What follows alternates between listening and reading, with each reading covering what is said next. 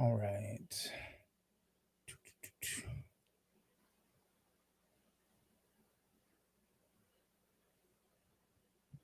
By the way, for the Offspring, their guitar player made me realize that we need to really like emphasize your nickname from now on, because you have one. Mm-hmm. I mean, you have doesn't it feel like a little I don't want what's the word, derivative? No. Okay. I think it's a good nickname, and I think it's funny because your like actual real life nickname that your students gave you like has some connotations behind it. Yeah. That then upon meeting you and talking to you for 8 seconds, you're like, I don't get it. Nope. But, seeing it on a CD, people will be like, oh, this guy. And then every song's like, I hate myself. My feelings are real. You're like, whoa. You lyrically say it better, but yeah, sure. A lot of our songs are about how much we don't like ourselves or anything. Yeah. All right. All right. I think I'm good to go. All right. It certainly seems like I'm good to go. We're live. Okay. We're going. I'm ready. Okay. 3, 2, 1.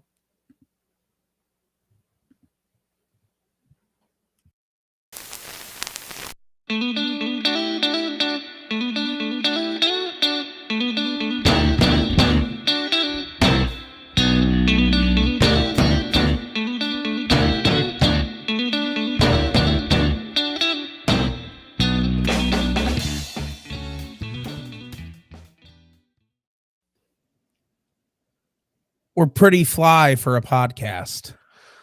Did we even cover that song this week? Not. I didn't think we did. Ooh, ooh. Is that what you want? That is what I was hoping. Yeah, but I couldn't. There was nothing in my brain that would rhyme with what the word was. Sure. That I could use to be about our podcast. Understand. Yeah, no. God, no. Like, it just didn't make sense. And then I was going to go the other one, but I was like, we're not even covering them first. True. And I did this all after I pressed the button to record. Yeah, no, that's fine. I don't want you to have a single moment of thought until before we already start begun. This. No, this can't be planned. No. You know what else can't be planned? Hello, everybody. Welcome into another episode of the Totem Talks podcast, season 6, episode 22. I don't know about you. Oh, there it is. God but damn it. I'm feeling 22. 6 times in a row. I got to do it. He always does it. Of course, I call back to one of our lovely former subjects of an episode, the T Swift herself. Indeed. Who did pretty well on the episode, all things considered. Yeah. We are Swifties in this group. But you know what we're not talking about today? Taylor Swift. That's true. How about it, Nick? You're Nick. I'm Pat. True. This is Totem Talks. Tell us who we're covering today. That's thank you. Here's our segue. We are covering The Offspring to start things out. And then we are moving right along to Toadies. So we are really rocking the 90s today. Absolutely. Now that's what I call the 90s. Oh, man. What an episode it was. Mm-hmm. So expected, but a little bit like not what I expected. Yeah, there was definitely some interesting moments of not expect. Although I'll tell you what, some of the not what I expected ended up making this particular matchup more appropriate. Sure. I really think I get what you're saying with that. We're about to get into it. I want to thank everybody for hanging out with us, tuning in with us. And for checking out all of the backlog. If this is your first time hearing about us, or your friend is a really big Offspring fan, or you love the Toadies and you're like, yo, like they did an episode about it. We did an episode about lot of people. This is season 6, y'all. We've been doing, we're in the first 5 of them, we covered 3 people per episode instead of just the first 5 seasons, not even episodes. So we're hundreds and hundreds of artists in at this point. go peek through the backlog, find which ones you are curious about. 169 artists, if my very quick math is correct. I bet you it's not, because there was a couple episodes we did 4 artists. Oh yeah, you're right. Like there was a couple where it was like 4. Yep. Yeah. The episode we did all the Beatles against each other. We did all the Beatles. Comes to mind. Yeah. Yeah. Well, we did. Was there only 3 when we did Eagles? Mm-hmm.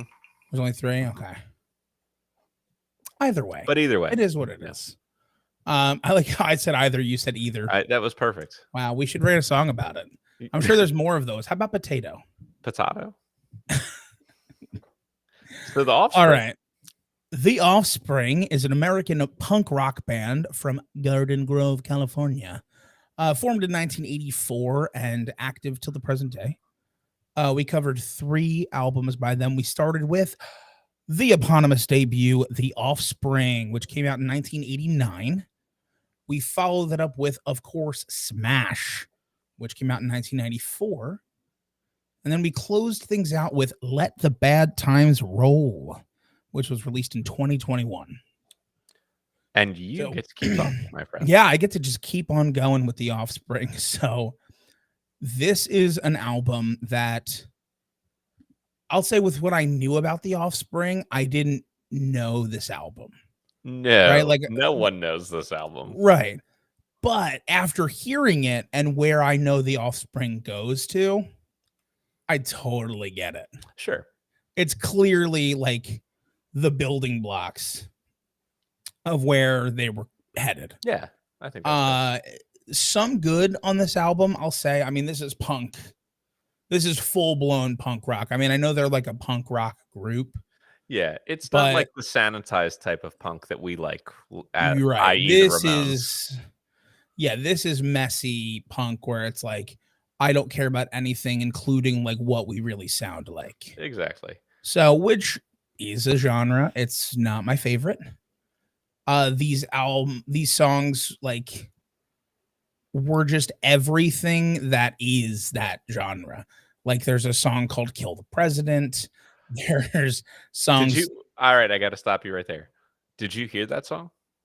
Yeah, no, I did. I wasn't, because my version that I was able to find of the album did not include the track, and I was not Googling it. Understood. I'm on a list. You are definitely on a list. Well, no, here's what you do. You're typing it. You can't just type the title. You have the Offspring song. The Offspring song, Kill the President. That is what I want. I just want to hear the song. Like I have no interest in anything else. I am looking only for the song, please. We're still on the list, but yeah, definitely. At least when they look it up and they see it, they're like, oh, they're probably okay. Like, Yeah. But they, going back to the album, they have a song called Beheaded, a song called Demons. So they have the subject matter that I'm expecting, and it's done okay. I mean, it's done okay. I'll tell you what. There is kind of a reason that this band didn't really get a lot of traction off of this album. Yeah. And it's done well, but I don't think they proved themselves here where they're going to go. Yeah. And that's kind of the best thing I can say. Like, it's not bad. I don't dislike it. I wasn't like actively like, when is this album going to be over? Mainly because it was like only 30 minutes or so. Yeah. It was, I think the released album now is like 28 minutes. And then I went and found the one track that puts it into the 33 minutes. Sure. So that's pretty much all I've got. Okay. All right. So here is what I'll say. It's almost exactly the same thing. So my first note was, it definitely felt like a debut album. Like, not all bands have that feeling. Some bands, like if they've been together for a really long time ahead of it, or they've like really got some great original writing that they brought into the group, it can feel really mature for a first album. This was not that. Like, this was clearly a band still like searching for their sound within that punk sphere. And like, I didn't like the album, but I didn't dislike the album. We've definitely heard a lot worse in this genre. But with all that being said, where they're going is also clear in this record too. So basically, echoing everything you said, like, it's it's fine for what it is. It's immature, but it does give you like a little bit of an idea as to what the Offspring could be. And that just takes us right into Smash, which is okay, now they've come into their sound. Like this is a Right. record that is like so much more clearly a band that is comfortable with who they are and is like feeling good about writing the songs that are right for them. And I think one of the things that's really good about that is having a very recognizable guitar tone. Yes. Like when you have such an identifiable sound that even if I haven't heard you play a solo, I'm just listening to you play like a quick chord progression. I have a pretty good idea that it's the Offspring because of the specific way that the guitar sounds. Like that's usually a good thing. Like you've kind of carved out something a little bit unique for yourself there. Yeah, I mean, so many things go into it, really. Like, I think that's what's very important, and you as a guitarist know it better than I do for sure. Mhm. But like I think a lot of times, like to the lay person, when they hear you say like guitar sound, like it's not what he's not saying like how the guitar sounds. That's part of it, and I think Yeah, that's I part of mean the like the iconic. timbre. Yeah, the timbre of the guitar, Yeah. as well as the notes, because like you can Yeah. kind of tell that way too. Like Mhm. some artists love to write in a certain key or with a Mhm. certain Yeah. interval, I mean, or if you spend enough time listening, you will find that almost any instrument can be as identifiable without knowing who's performing it as a voice can. yeah, You you know, know? it requires a deeper listen, I think, as you Exactly. go down And the the layers. average person has heard so many people speak and sing over the time that it's, like, very easy for most people to right Sure. away pick out who's singing a different song, whereas you maybe don't think about instrumentalists that way. But I Yeah, would say that anyone, any layperson who doesn't play any instruments themselves, if you take enough time, like, you can hear the difference between David Gilmour and Stevie Ray Vaughan and Tom Morello, like, just like that. Like, you'll know who's sure. playing the solo. You know Um what's interesting though, a counterpoint to that is I've had talks with some people at times, like, about that. Mhm. A lot of times people don't know when, like, another singer is singing a band song on their album. So, like, I'll use us as an Okay, yeah, yeah. example. I sing a selection of songs, and so do Mhm, you on our album. mhm.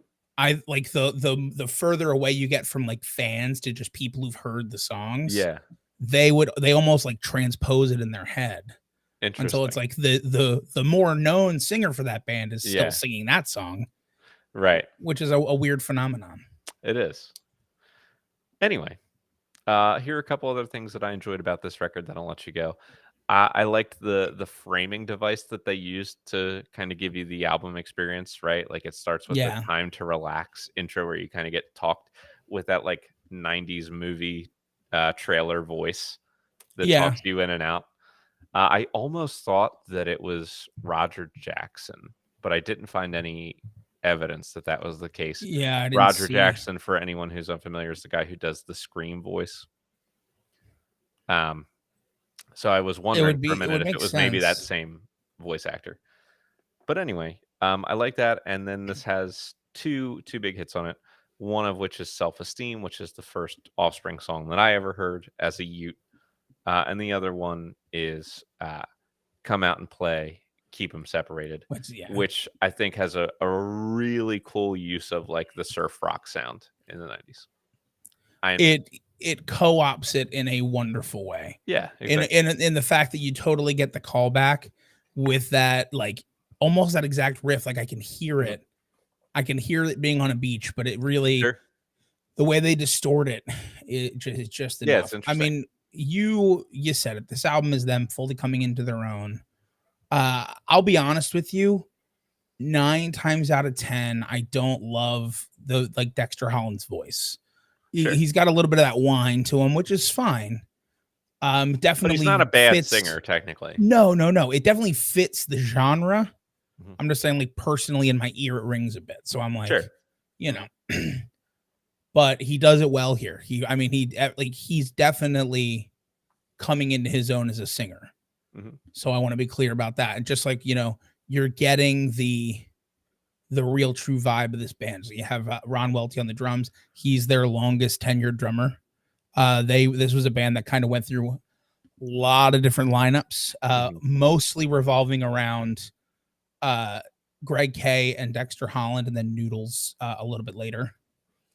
Just a bit later, but just a bit. Good old Noodles on the lead guitar. But yeah, this album is a call to the fact that you have to carve your niche in a genre. And I think they did, and they're credited with a lot of good things because of it. That we'll get into a little later. Self-Esteem and Come Out to Play are the two most well-known songs for sure.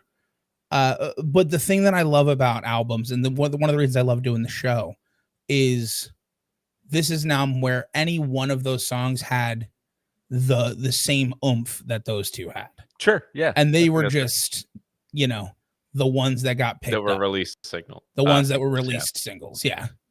So that's the mark of a good album to me, is if your hits don't feel like hits when you're listening to the whole album. Yeah. So definitely, for a genre that I don't love all the time, a good example of it. And yeah, I just will keep on going. I'll take us into Let the Bad Times Roll. And this album is so interesting to me for one reason. Half of this album could have been on Smash. And then half of this album, there's actual differences in growth.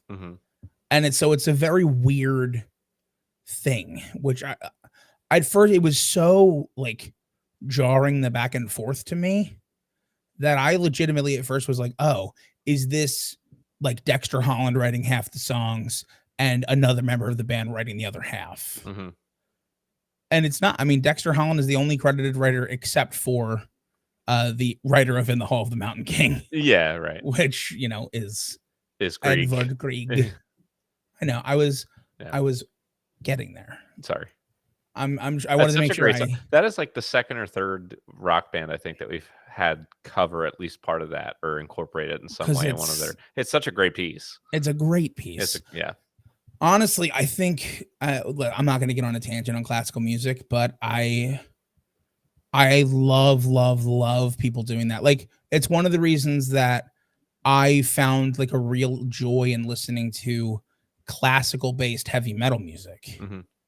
Is like that. Is like, I love hearing classical music done with modern instruments. Sure.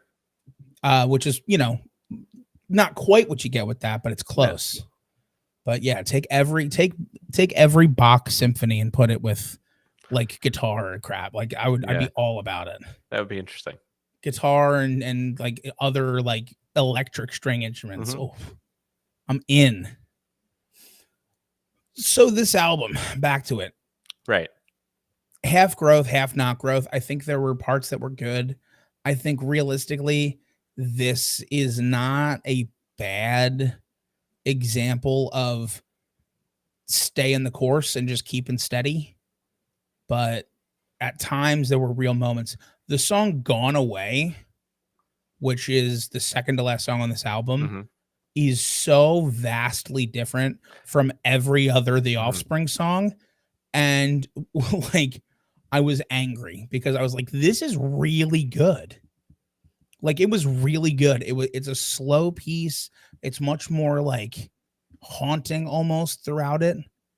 And the lyrics are very strong. And it's just like, I'm not saying you got to switch that all the time, but you got this in you. Like, give us more. A little more diversification. A little more diversification would be great, because it was, when they did it, it was so good.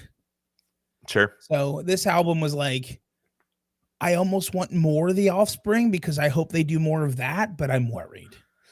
Yeah, it's interesting how similar we've been in our opinion on all these records. So I thought at least at first there was a difference enough in Holland's voice that it was a little jarring for me, but I didn't think he sounded bad. And the whole first half, so I mean, like, I literally split this record down the middle, like 6 and 6. The first 6 songs, I was like, okay, like, it's well produced, it sounds good, but these songs feel like a little lifeless. a Yeah, little like overly clean cut. They're like daughtrified versions of the Offspring. sure. Like it didn't do anything for me. I felt like they had kind of lost it. And then, strangely enough, the song, if I just was basing how I was going to feel about this album on the titles of the tracks without listening to them, I would guess that I would probably not have enjoyed the song "We Never Have Sex Anymore." I would guess that that You was, would guess that. I agree.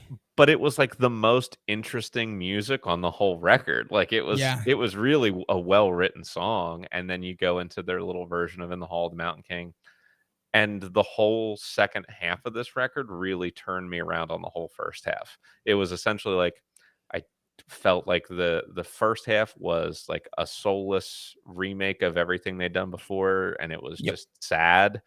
And the whole second half, I was like, oh no, actually, this is pretty good. Eh, So go figure. I couldn't agree with you more. Yeah. And it's one of those things. That's what I said. Like, it's almost like if you think of it chronologically, Mhm. I almost want another Offspring album. Right. Yeah. 'Cause I'm like, well, Mhm. something changed halfway through this album. Exactly. But if it comes back and it's more of the first half where it was the Chat GPT version Then of they the can just stop. Offspring, Yeah. yeah, definitely agree with you. And I think the interesting thing about Dexter Holland's voice, and I didn't even mention it because it was like it was different for the first song, but it just sounds so much like him Yeah. that it's like I wrote it out, and it's the difference is it's like maybe a step or two down from Sure. his 1990s version of himself. But yeah, I mean, listen, I think we're I think we're on the same page with this I think entire so. band, which is crazy. So I guess you want to hear some facts about I them. do. So the unique thing first, and this is purely Dexter Holland based. Dexter Holland is the only continuous member of this band. To be clear, he got on in 1984 and has never hopped off. He's the only remaining original member. And also, before he kind of blew up as a member of the Offspring, he was a doctoral student. Oh, interesting. So he was going for his doctorate at the Laboratory of Viral Oncology and Protomedics Research at the Keck School of Medicine. And actually, in 2017, he finished and completed his PhD in microbiology and molecular biology. Fascinating. So that is my unique thing. The lead singer of this band Huh. is a PhD doctor in molecular Molecular biology. biology. Okay. Pretty interesting stuff. That is interesting. So for the band's highlight, it's partly Smash. I mean, it has to be Smash, but uh, the album Smash itself, more than just being a success for the band, is widely regarded as one of the reasons they're credited as reviving the popular punk rock movement, bringing it more into the 90s, them along with bands like Green Day and stuff. But they brought in like a different version than Green Day did. Yeah. Oh, definitely. Like more of the skate punk Sure. Yeah. and stuff like that. Brought it into the 90s and are, credited with kind of being an early inspiration for artists like Avril Lavigne and Simple Plan and that. So I think that's a pretty good highlight. You're credited as a purveyor of your genre. Yeah. Definitely. I think is pretty cool. So the band's low light, it was hard to find. Like they kind of have just been pretty chill. They haven't really had too many big issues as far as I could read. Especially for punk rock artists, you would expect maybe a little more. Not that that's a problem, just was a little interesting to see that there wasn't really anything.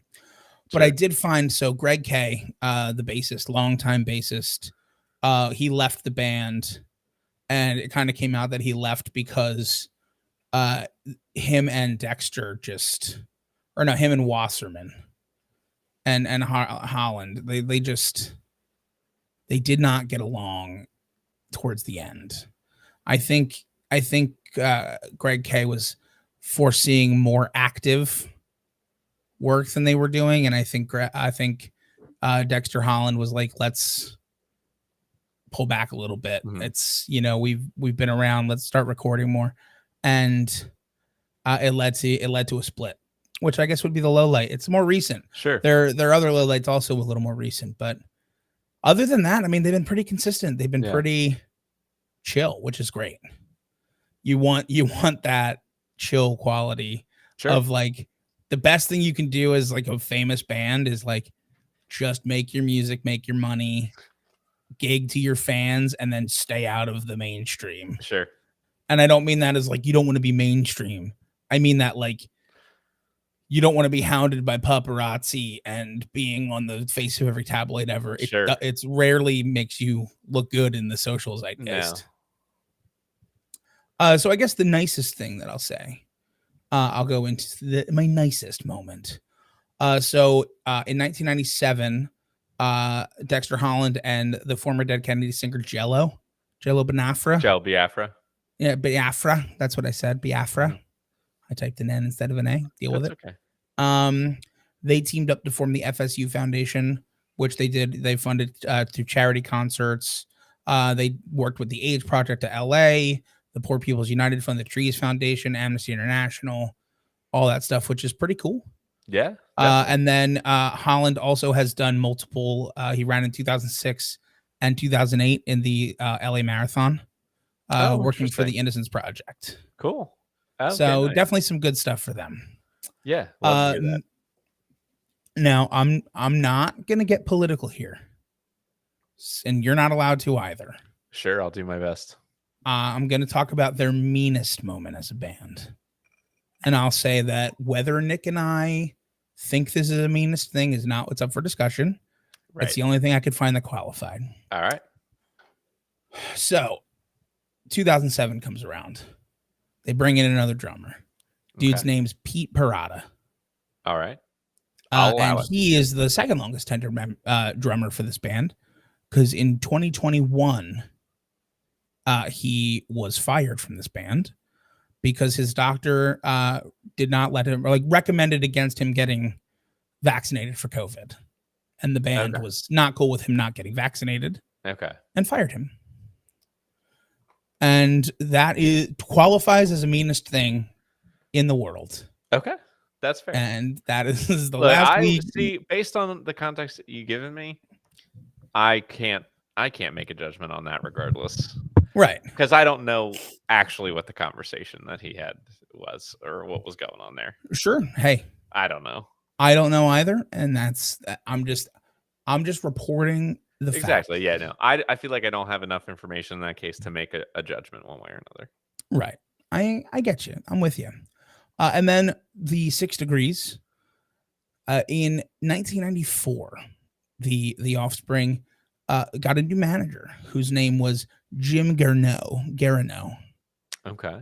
And he really liked them. And what he liked about them was that he knew he could market them because he was the manager currently of Social Distortion. Oh, well, there you go. And he was like, this is a lateral move. I'll manage both. Yeah. And he eventually ended up forming, this is another in the same vein, because of the Offspring and Social Distortion, he used them and leveraged their kind of fame into opening his own management company, whose name is Rebel Waltz, which is, of course, the name of a Clash song from Sandinista.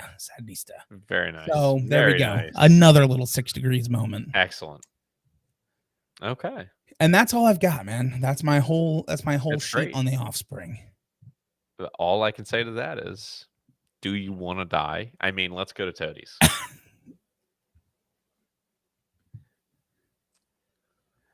Do you want to die? Oh, man. So help me, Jesus. You well, my sweet angel. So help me, Jesus. Let me say this. I mean, I think we said some nice things about the Offspring there.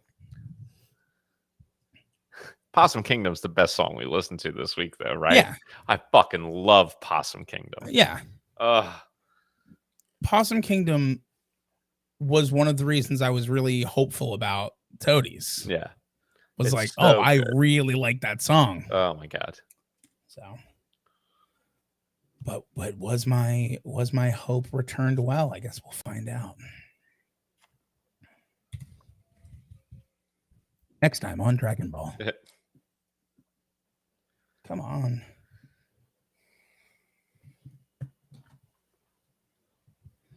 I understand.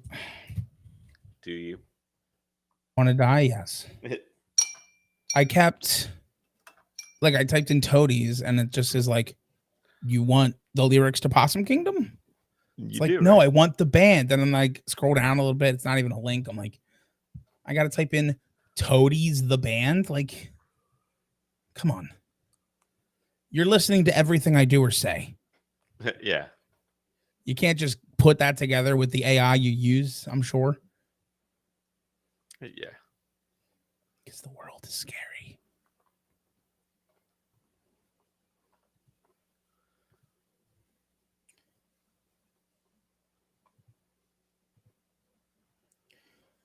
Oh, hey Keith, I did see that you were on earlier. All right. That light was bugging me. That's fine. You want to be front lit anyway. You don't want to be backlit. Fair enough. Get you like a nice cool LED tube to change that wall color behind you. That's much better. That's called a key light. That's this one for me. The key light on my face, the front light on my face, which creates the, if I had all my background off because my room wasn't messy as heck, you would see. Actually, it's not even that my room's messy. It's that I have a projector on because I like to sit in here and like this is where like my gaming stuff is. It's where I watch football on my 60-inch wall. Nice. Oh yeah, it is nice. Won that in a Christmas Yankee swap. Oh, okay, that's that a good projector. One. It's one of the best things I've ever. That's good. That gives me like an idea for this year. Bring they're that good. to the old family party. Hey, they're not expensive either. I think. I mean, we have a $50 limit on that, so it's $50 or less. And it works. I mean, it works well. Come on. Yeah, I've only. I mean, everything else you win is crap in those usually, but I won that, and then I won my game of Cards Against Humanity. Oh, okay. That's how I got that. And I was like, it's a good get. All right, I can get rid of you, and I am ready. Excellent. We are on in 3, 2, 1. Toadies are an American rock band formed in Fort Worth, Texas. And they were active from 1989 to 2001. And then again from 2006 to the present day. We covered 3 albums. We started with Rubberneck, which came out in 1994. Followed it up with Hell Below, Stars Above, which came out in 2001. And then we wrapped it up with The Lower Side of Uptown from 2017. And this is your group. I will talk. So I'll get at the big thing out of the way. The song is on this record. Possum Kingdom is on this record. Possum Kingdom is a big hit for them. Possum Kingdom is a great song. It's the best song we listened to all week. It's awesome. Possum Kingdom was also pretty. It was. I will say it was consciously the only thing I knew about Toadies coming into this week. Sure. So going through this track listing, it was a little surprising that half of the songs are under 3 minutes. There was a lot more punk influence in their version of alt rock grunge than I would have ever thunk based on the only thing I knew about them.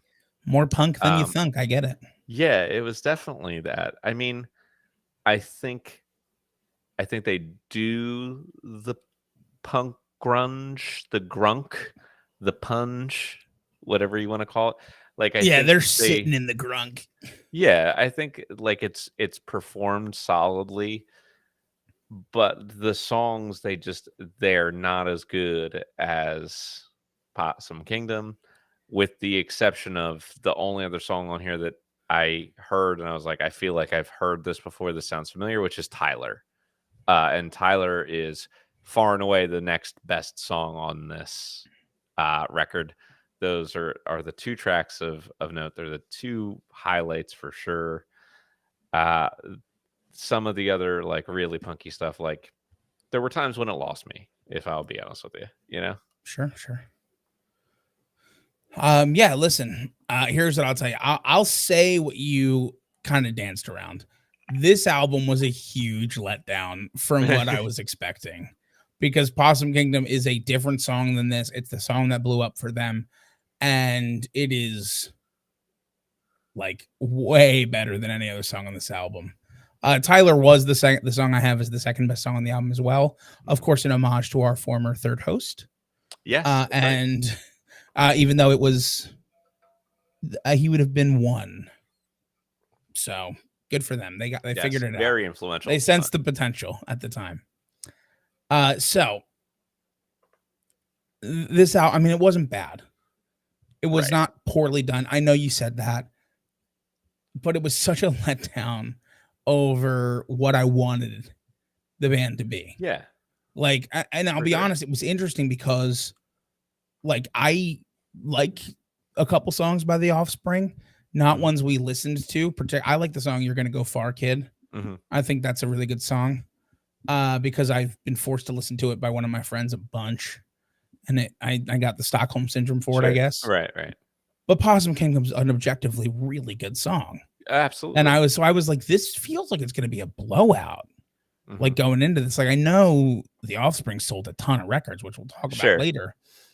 But I mean, musically, and then I listened to this album and I'm like, oh, maybe not, because they're not doing anything like really better other than the 1.5 songs. So yeah, I mean, unfortunately, comparing them to themselves, this was a letdown. Yeah. And I'll get into Hell Below, Stars Above from 2001, and we're getting closer. We're more in that like alt rock range. We're out of the like weird grunginess that we were getting before. And I say weird grunginess because it just felt like it wasn't the same level of like, I don't care that grunge is. Maybe that's what it was. Maybe they were trying hard. But this album is closer to where I wanted them to be. It feels more like away from that range. The one thing, I mean, it almost felt like bottom heavy a little bit to me. Like I think you start off with a little bit of a quicker stuff, like 2 minutes, 3 minutes, and then you're like 4, 4, 4, 4, 5. And I could definitely feel the like syncing of the album. Not that it's necessarily a bad thing. Like, I don't know. It's hard for me. I'm not really gauging how I feel about them yet with this album, which is not the greatest for them in my opinion of them. If for no other reason than this is supposed to be the big album. Yeah. And what this album screams to me, because I believe this was, if I'm not mistaken, this was the second album. Yeah. And I get that vibe. This very much felt like in between Rubberneck and this album, Possum Kingdom exploded and everyone was clamoring to buy the second CD. And then it maybe didn't live up as much as they would have wanted. And that's why nothing else afterwards really happened. So there is more reason for that, which I will get into later. Ooh, so okay, good. I'm excited. Throw that out into the universe. There is a reason behind all of this. I did see something that I mean, I won't take your thunder. Yeah. But I do see something that may be my hint on that. Yeah. Right. So to me, it definitely felt like it was a follow-up to Rubberneck, like you said. Like it felt very much like the album that would come right after that one. Yep. And I thought that there was probably enough on this album that the group could have easily stayed relevant with like 1 or 2 songs from this hitting. Sure. I thought that the title track was a solid rocking song. I thought Pressed Against the Sky was probably the best song on this record. It was giving me like Stone Temple Pilots vibes. I felt like it definitely could have been a hit for them.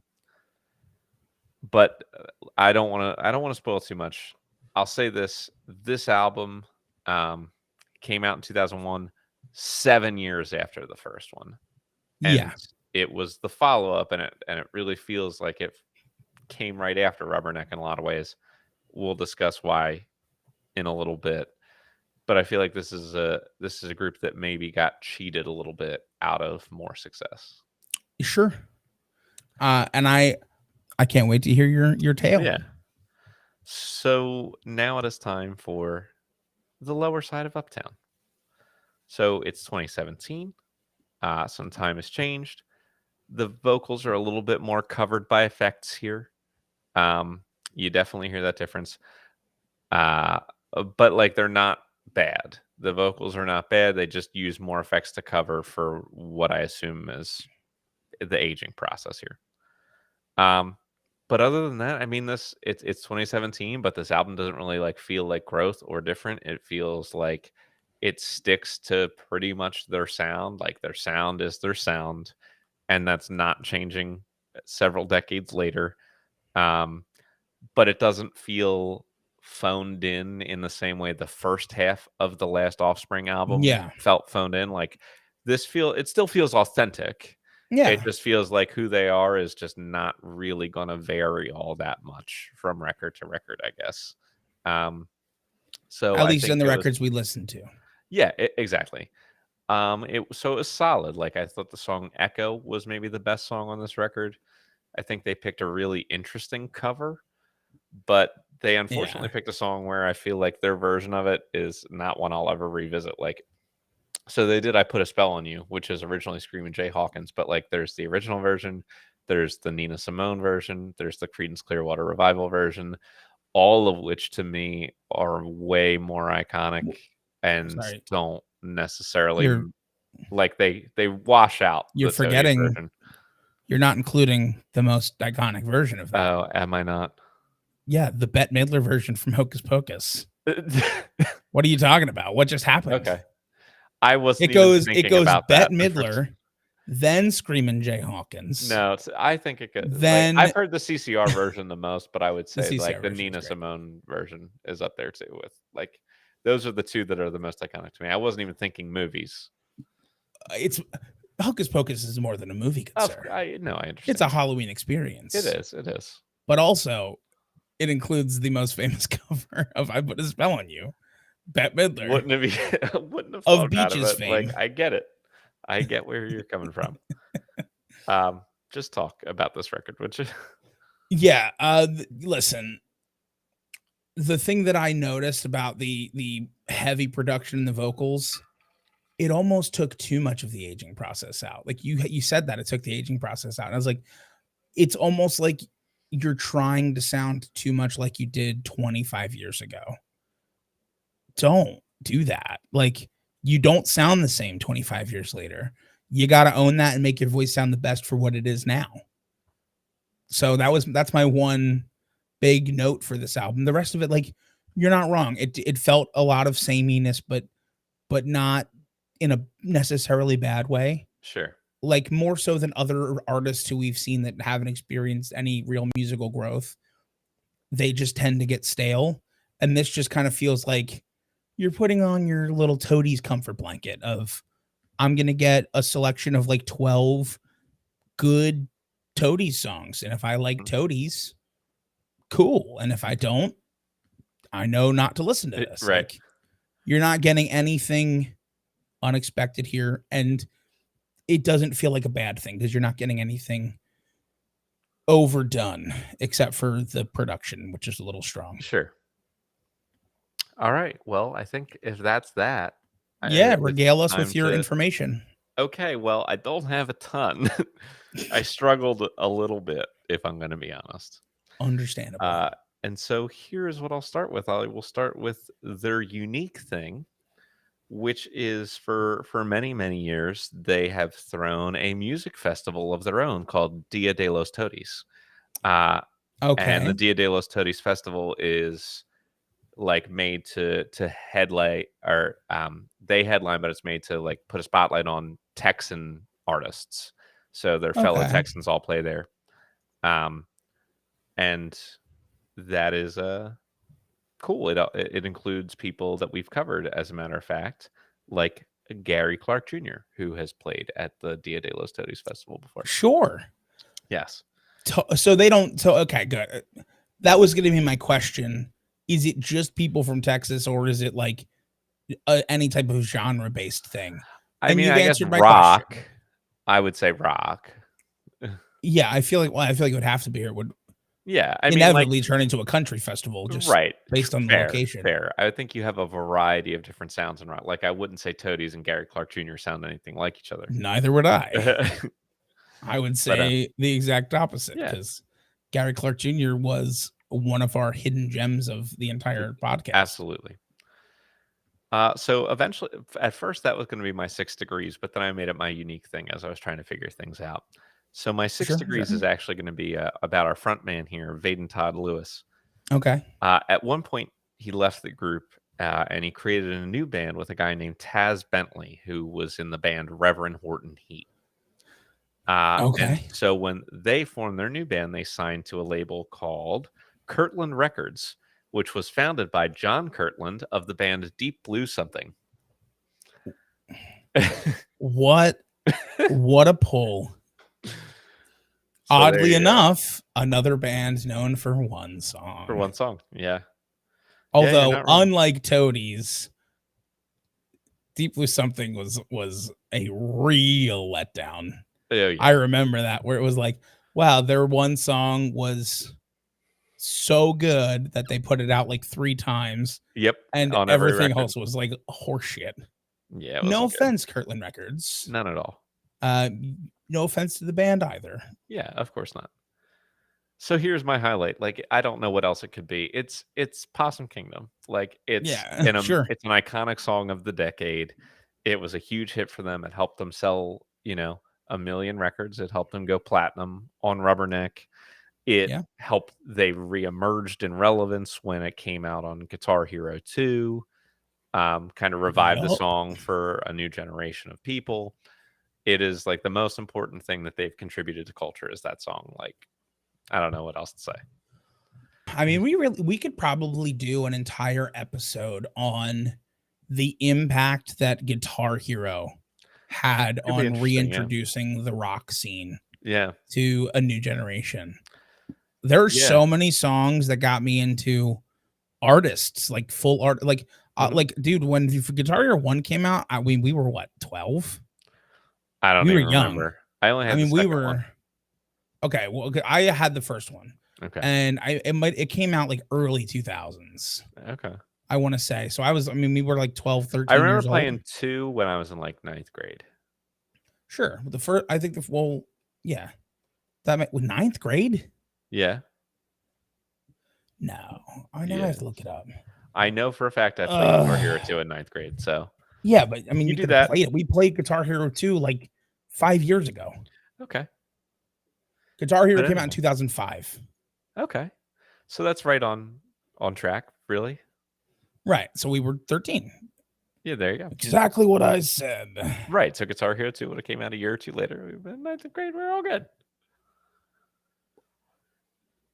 I don't know if that mathed.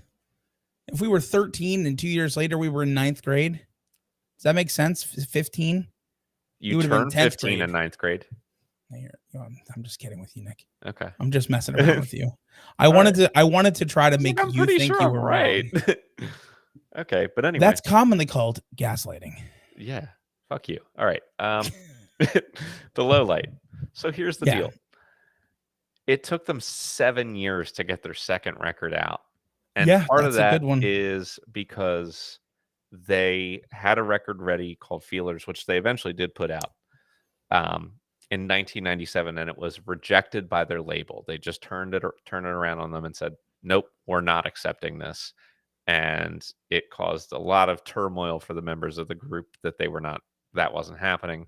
Sure. But they also believe that part of this was based on in 1994, they were on a radio station doing an interview, and they made a joke on this radio interview about the founder of their record label, Interscope, Jimmy Iovine. And they believe that he was so upset by this joke, like he was actually so mad at them. He was basically controlling what was going on when they were trying to work on their second record. He like intentionally was screwing over the band. probably they think is the one who kind of made sure that their second record attempt was rejected. Basically just like dangling on there so they couldn't do anything. They felt like they were in purgatory. They Yeah. lost years of their lives not being able to get this next record out or figure things out. And then when it was finally released, they did like the contractual minimum amount of promotion. And then they didn't even put out more than one single. They put out one single. They did 2 weeks of radio play, which was the contractual minimum, and then completely stopped and did not let them all release another single. So, like, basically very much intentionally trying to kill the band. Wow. So, I mean, I guess it's difficult because, like, you're the owner of the record label or whatever. Like, you have the power to do that, and like, I guess they made fun of you once. Yeah, but like, don't be a dick. I mean, there's a difference between like being mad at someone for making a joke and being like, I'm going to use my power in this business to ruin your lives. Like, come on. Yeah. It's so, I mean, obviously, like, I can't 100% confirm in court any of these things happen for any of those reasons, but that is the belief amongst the group. Yeah, that guy always has struck. I mean, Jimmy Iovine, he's been around. Like, I've seen him in a lot of things.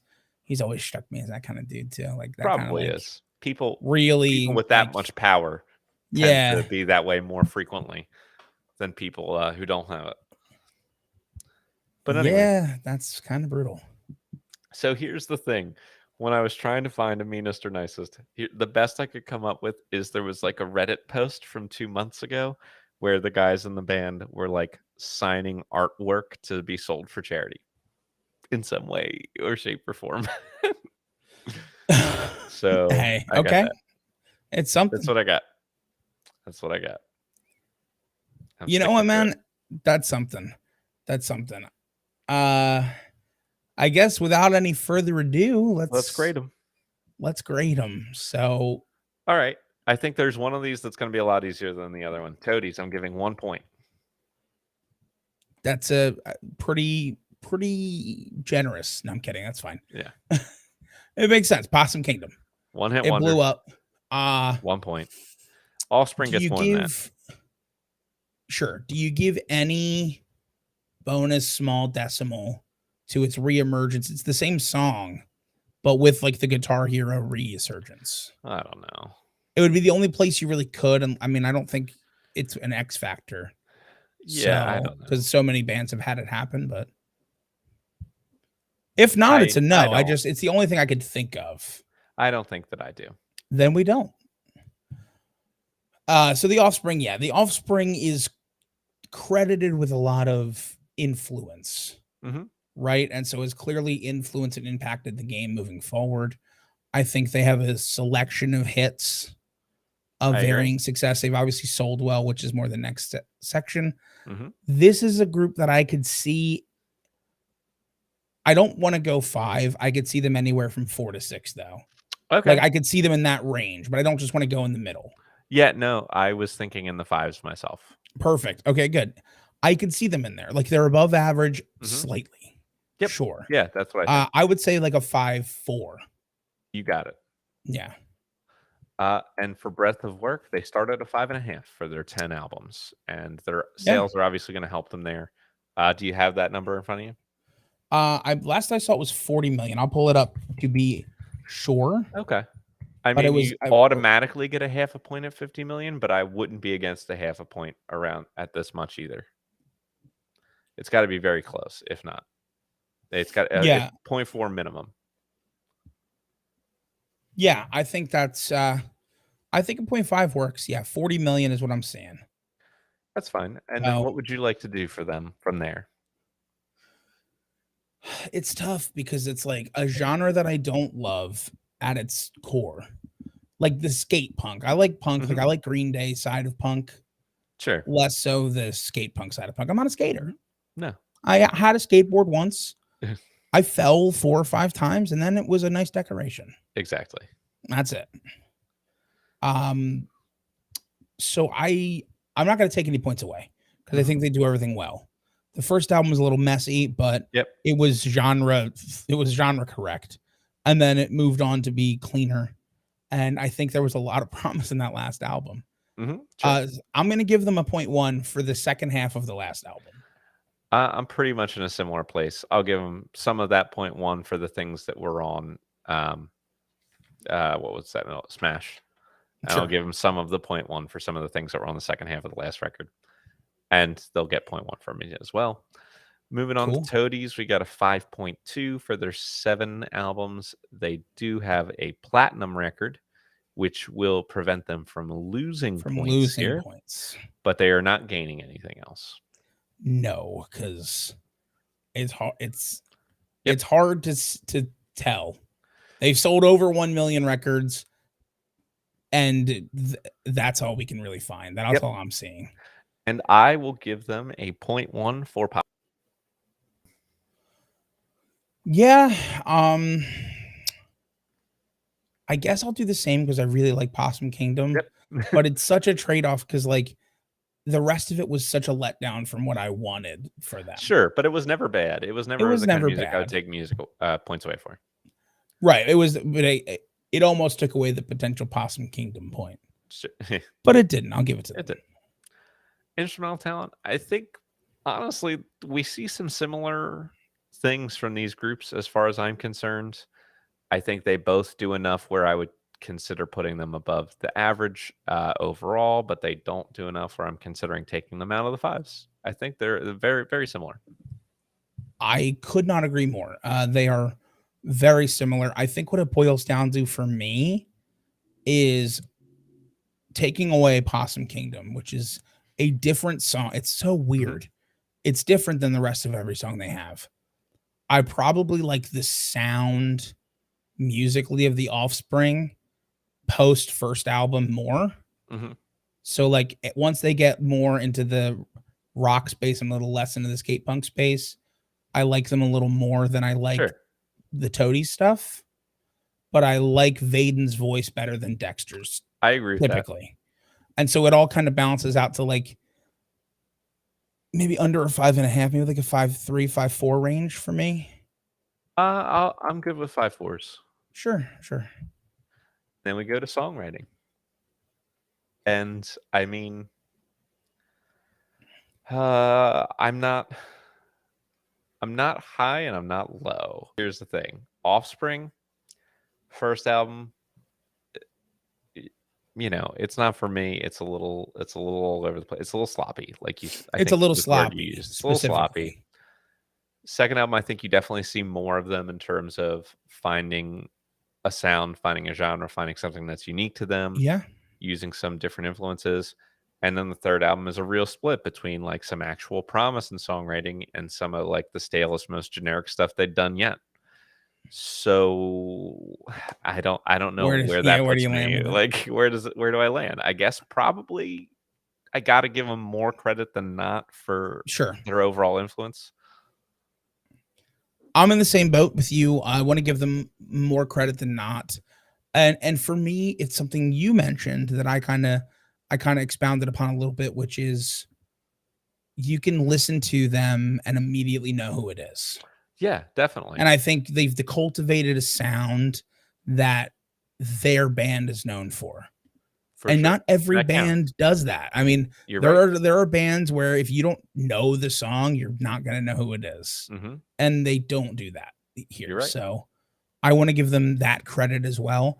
Again, we're probably in the 5 range. But I mean closer to like the 5 range for me. I'm not too above average here because I think there's stuff you could take away. I think I would max out probably like a 5.2-ish. And that is perfect. And for Toadies, I mean, it's sort of like the opposite tale of it's got less high points, but it is more consistent. And there weren't like you didn't have a sophomore slump, and it wasn't like their most recent album didn't feel like authentic and solid songs. Just not great. Just no moments. Yeah, with the exception of one. Exactly right. So it's not to the point where I'm like they should be losing a lot of points, but they're not showing a ton either. Like I might be on the other side of 5, but I would be like a 4.9. Yeah, I mean, and that's I was thinking around a 4.8 to 4.9, and I think I'm tempted to give them a 5. I'm tempted to say like this is average. Okay. This is because Sure. like no, I wouldn't. This is average. I wouldn't There's argue no with you. growth musically, really, but all of it's pleasant to listen to.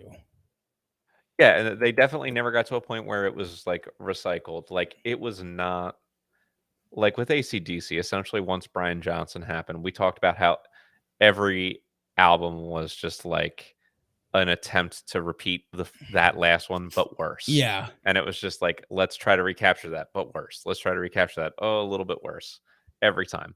They managed to stay in their lane where the last album felt like just as authentic of writing as the first. So I'll give them the 5. 100%. Let's grade their poetic talent here.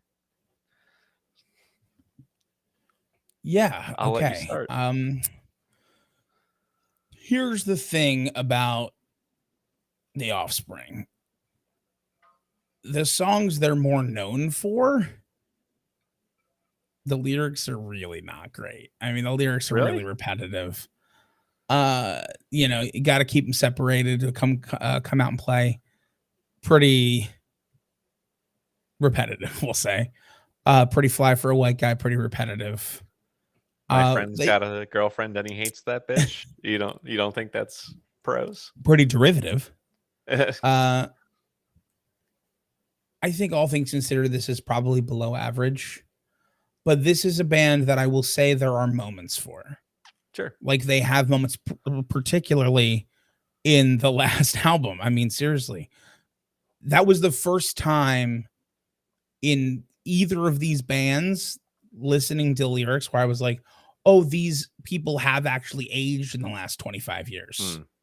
Mm-hmm. Like there were moments and you could hear things and they were even the like super generic lyrics on the first half of the album. The lyrics were at least giving messages. They were just, you know, they almost fell into the, I mean, we're talking about it again, like partly the like Bon Jovi. Yeah. Like where they were like trying to say something, but just like saying it in the least interesting way to say it. Yeah. And so that is kind of the vibe. What? Maybe like a 4.6. You got it. Yeah. And then Toadies. I mean, I don't necessarily think that they always are as clearly simplistic and kind of silly as Offspring lyrics. They're not. Yeah. So I'm going to give them some credit here relative to that. Even Possum Kingdom has like some repeating lyrical themes happen over and over again, but I think it's done in a way that serves the song and their other songs don't necessarily reflect that kind of thing. Yeah, I think Possum Kingdom is the difference between like repetitiveness and like hook. Like a hit song, like you want to have that hook play like 3 or 4 times. Possum Kingdom checks that box, but I think that it does it well. The rest of the lyrics are, I guess, like pleasantly forgettable for me. Yeah, exactly. They don't hit me one way or the other. Yeah. Is that a 5 then? Or are we, I mean, I could go. It's in that neighborhood, I guess, right? Yeah. It's right around there. I mean, I could see them just being a 5. And I wouldn't argue because there's nothing problematic and there's nothing super, super like boringly repetitive. Sure. So then that just leaves X Factor, if we've got any here. I think you have a better chance with I was looking. I didn't really. The only thing that I could have even thought of was the Weird Al parody. Okay. I mean, he hasn't parodied every song in existence yet, so true. It's a pretty cool. It's a pretty cool little thing, but honestly, there's enough artists that we've already had that have had that we haven't talked about. Like Sure. So I'm just cool not giving them any X factor. Sounds good to me. I'll put in the zeros and I'll give you some final scores. Cool. And I'll tell you, we had a 5-point difference this week in our final scores. Okay. And winning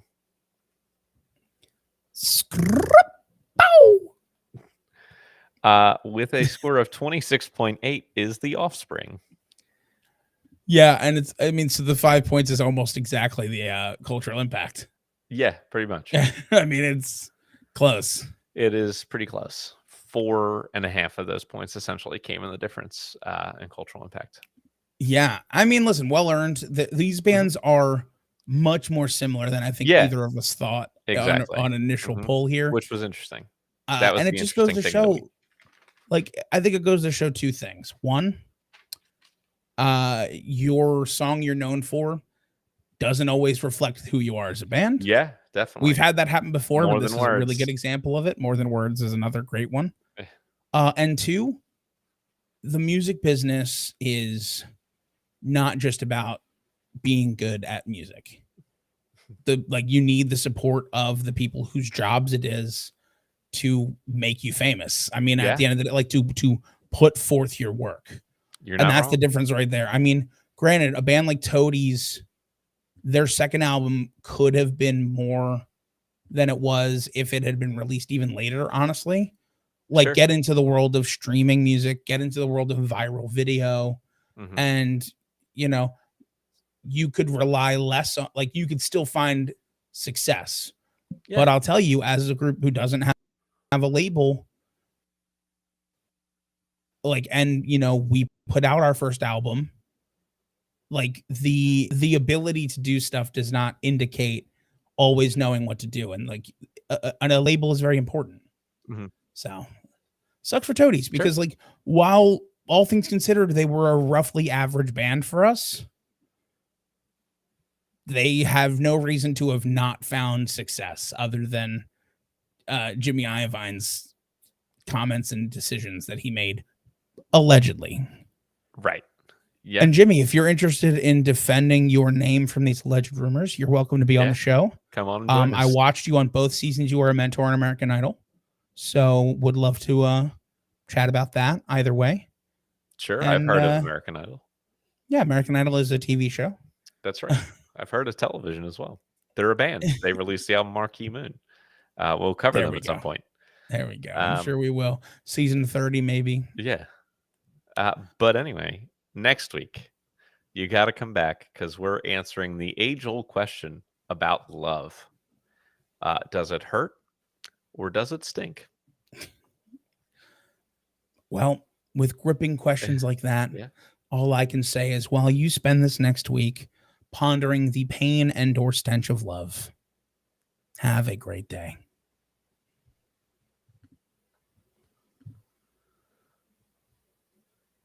And fuck Jerry Lee Lewis. And fuck Jerry Lee Lewis. Oh, man. I hate that guy. Nice tight hour there. Yeah. That was good. I think tomorrow will be probably similar in terms of like what there is to say about the groups. Yeah. I mean, I don't disagree with you. I actually was shocked at how much I had to say about The Offspring in like the facts, like that there were enough facts. Sure. Yeah, I mean, hey, a good time. I mean, they were both kind of meh to me. Exactly. But which is fine. You know, that happens, and I think we nailed covering groups that were just, you know, a meh week. Yeah. And we'll nail it again tomorrow. Yeah, I'll have to figure out how I can. I got to figure out how I can edit out all the things I said about Jimmy Iovine. Oh, why? Just if we ever want to make it in the music business. Oh, right. He's gonna come back and be like, wait a minute. One time on a podcast that 3 people listened to, you guys said. And we're 2 of those 3 people. We are. Thank you, Keith, for being person number 3. Yes, yes.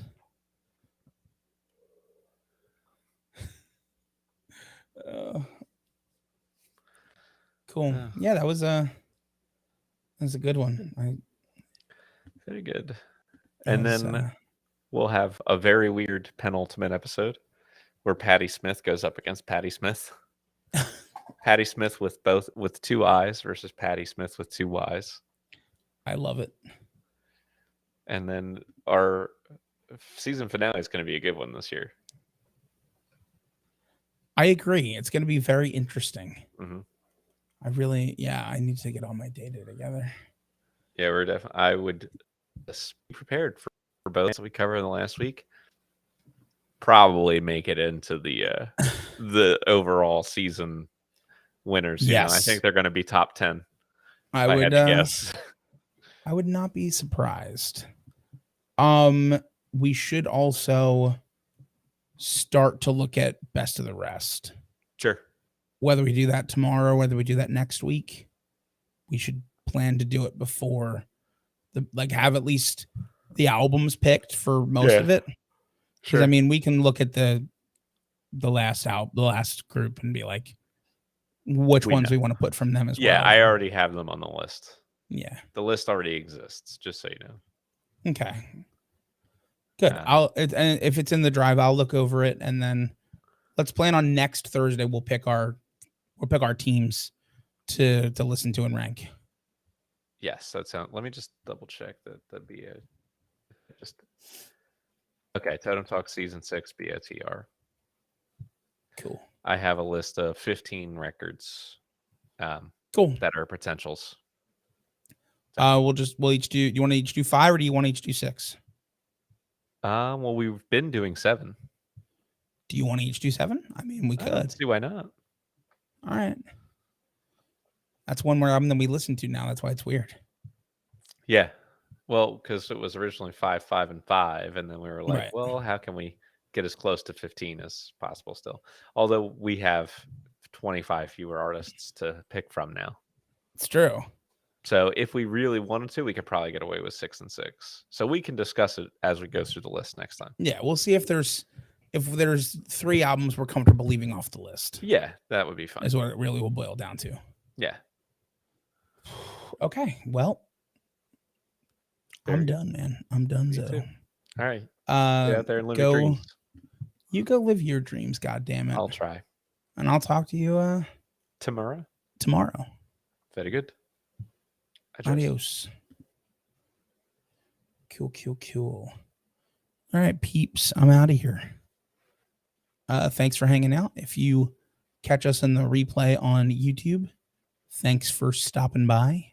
All that fun stuff. And hey, have a great day.